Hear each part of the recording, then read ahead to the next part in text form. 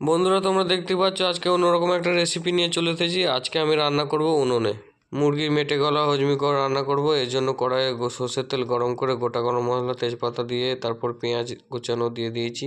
সাধারণত গ্যাসে রান্না করা হয়, আর এই শীতকাল বলে আমি ভাবলাম যে আজকে উনুনে রান্না করা হোক।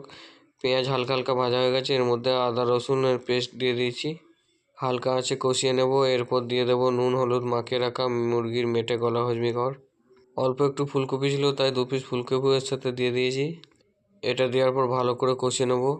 আমরা গ্যাসে রান্না করলে কমানো বাড়ানোর সুবিধা থাকে, যেহেতু উনুনে রান্না করছি তাই আঁচটা আমাকে সবসময় আস্তে দিয়ে রাখতে হবে, নাহলে মশলা ধরে যেতে পারে।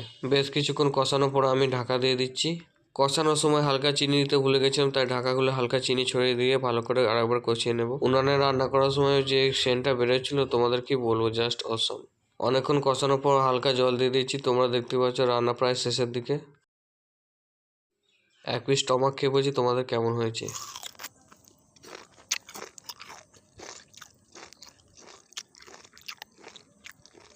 আর 1 পিস খাচ্ছি, এটা আমার ফেভারিট।